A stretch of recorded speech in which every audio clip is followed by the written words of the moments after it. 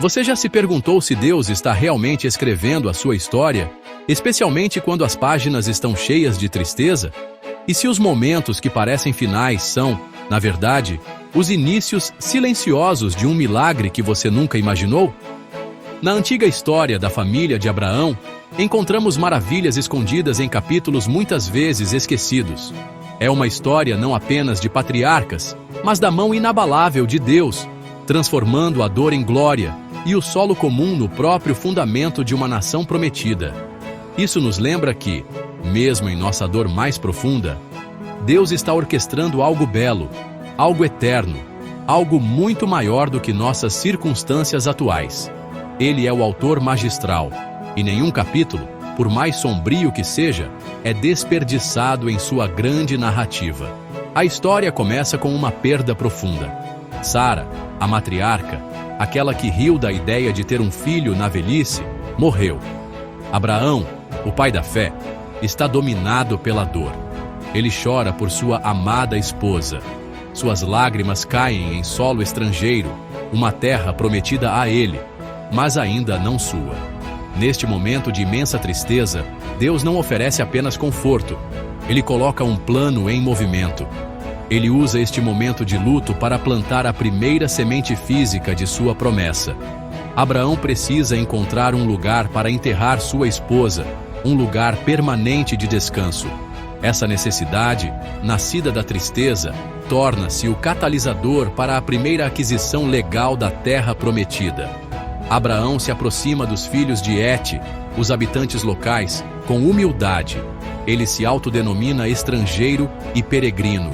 Ele não está exigindo sua herança. Ele está respeitosamente pedindo para comprar um pequeno pedaço dela. Ele negocia pela caverna de Macpela. Isso não foi apenas uma transação imobiliária. Foi um ato de profunda fé.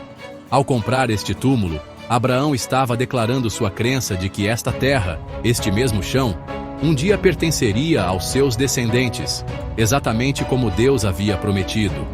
Ele estava enterrando seu passado enquanto investia no futuro, transformando um símbolo de morte em um testemunho de esperança inabalável na palavra de Deus.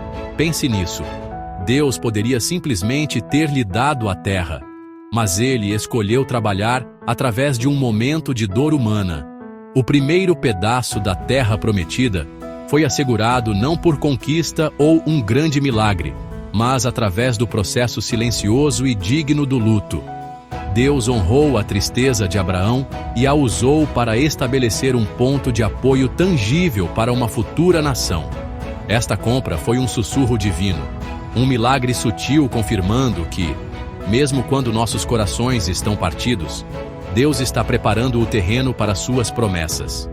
Ele pega nossas lágrimas e rega o solo do nosso futuro com elas, preparando uma colheita que ainda não podemos ver. Com Sara partida, um Abraão envelhecido enfrenta uma nova preocupação. Seu filho, Isaque, o filho da promessa, precisa de uma esposa. Mas não qualquer esposa. Ela deve vir de seu próprio povo, de sua terra natal. Então Abraão confia esta missão crucial ao seu servo mais antigo e confiável. Ele faz o servo jurar um solene juramento de encontrar uma noiva para Isaque entre seus parentes, não entre os cananeus. Imagine o peso sobre os ombros deste servo.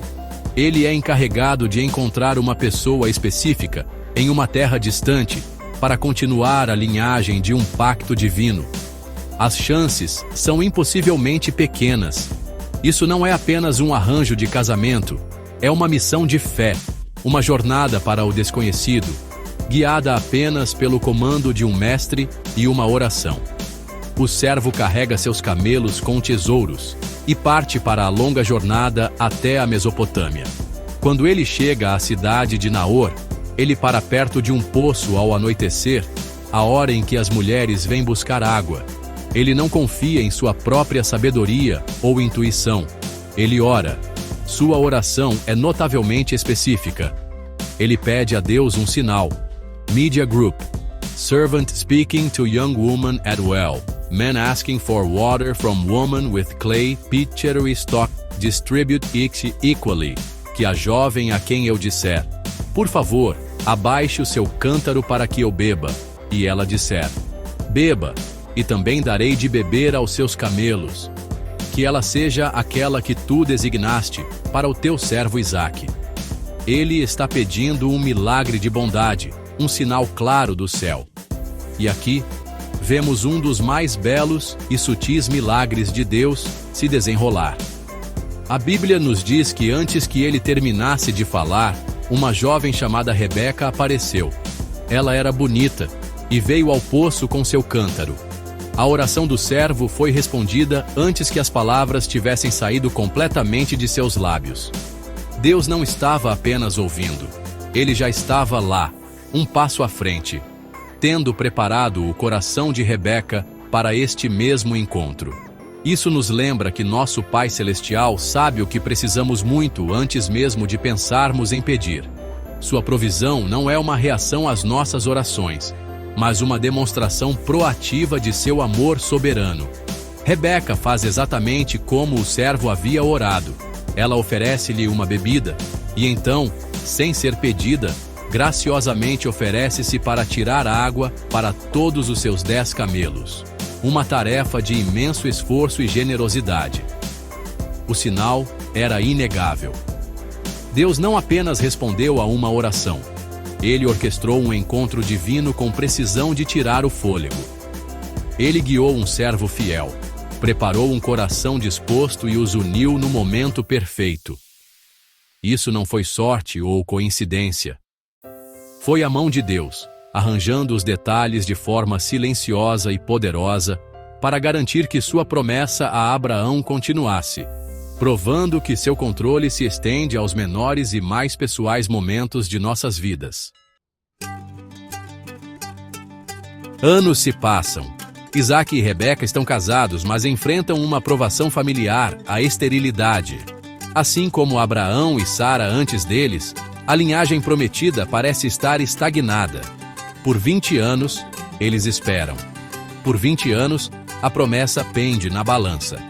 Isaque não busca outras soluções, nem desiste da esperança. Em vez disso, as Escrituras dizem que Isaque suplicou ao Senhor por sua esposa, porque ela era estéril.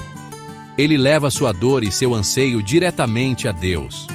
Ele intercede por sua esposa, rogando pelo cumprimento do plano divino. Sua oração é um ato de fé persistente, uma recusa em aceitar que a promessa de Deus pudesse falhar. Deus ouve a súplica de Isaque. Ele responde à oração e Rebeca concebe. Mas seu alívio rapidamente se transforma em confusão e angústia. Ela sente uma luta violenta dentro de seu ventre, uma guerra se travando dentro dela. É tão intensa que ela exclama: se tudo está bem, por que estou assim? Ela leva sua confusão a Deus, buscando entendimento para seu sofrimento. Deus lhe responde diretamente, revelando o mistério. Ele lhe diz: 2 nações estão em teu ventre, e 2 povos de dentro de ti se dividirão.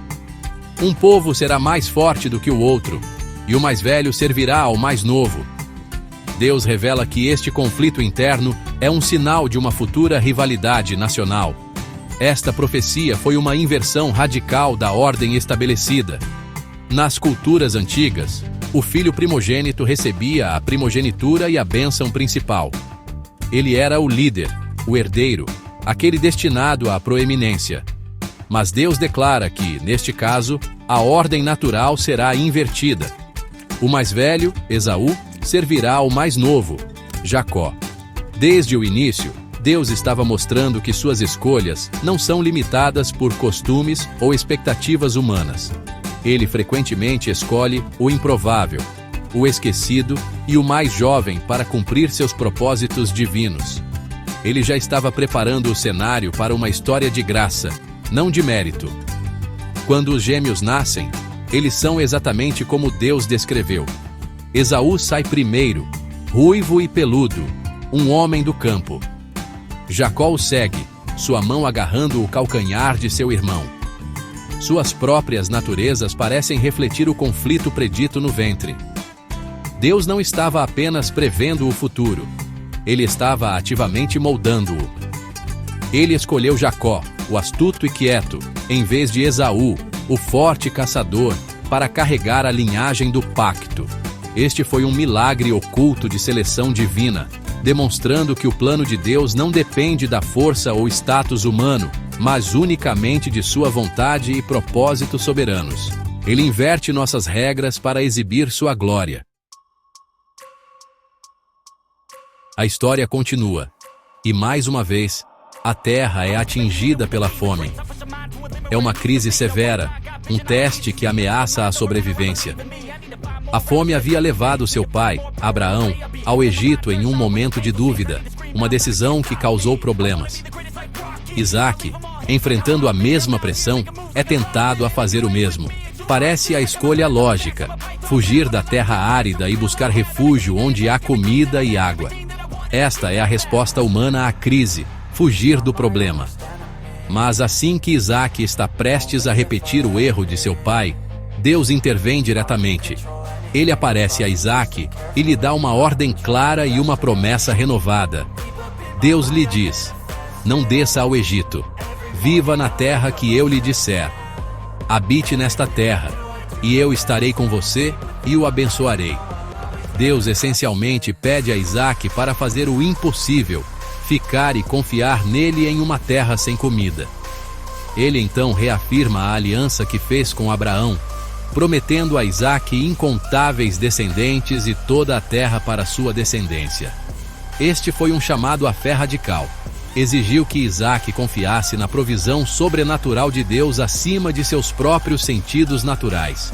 Ele tinha que acreditar que Deus poderia fazer um deserto florescer e prover sustento onde não havia. Isaac obedece. Ele fica em Gerar, na terra dos filisteus, cercado por inimigos em potencial e uma fome paralisante. E então, Deus realiza um milagre espantoso. Naquele mesmo ano, Isaac planta colheitas, e a Bíblia diz que ele colheu no mesmo ano 100 vezes mais, e o Senhor o abençoou. Uma colheita 100 vezes maior é incrível nas melhores condições. Em tempo de fome, é absolutamente milagroso. Desafia a lógica, a natureza e a economia. Foi um sinal claro e inegável de que a bênção de Deus não dependia do clima ou da economia, mas unicamente da obediência e confiança em sua palavra. Isaac tornou-se incrivelmente rico, tanto que os filisteus o invejaram. Eles começaram a entupir os poços que os servos de seu pai haviam cavado, tentando expulsá-lo. Mesmo diante dessa oposição, Isaac não retaliou. Ele simplesmente se mudou e cavou novos poços. Cada vez que encontrava água, era um novo milagre, um lembrete da fiel provisão de Deus. Essas disputas por poços não eram apenas sobre água, eram um teste do caráter de Isaac e uma demonstração do poder de Deus. No meio da fome, do conflito e da escassez, Deus provou que Ele é a fonte de toda a abundância, e Ele sempre proverá para aqueles que escolhem confiar e obedecer a Ele. Ao ler esses relatos em Gênesis, vemos a clara mão de Deus guiando, provendo e intervindo. No entanto, há uma sensação de que ainda mais está acontecendo nos bastidores do que o texto explicitamente afirma. Escritos judaicos antigos, como o livro dos Jubileus, frequentemente buscavam preencher essas lacunas.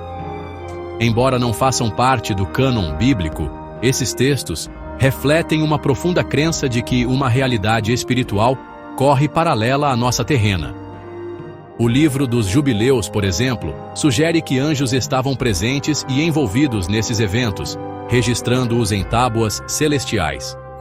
Ele fala de um calendário cósmico e de um plano divino se desenrolando com tempo perfeito, invisível aos participantes humanos.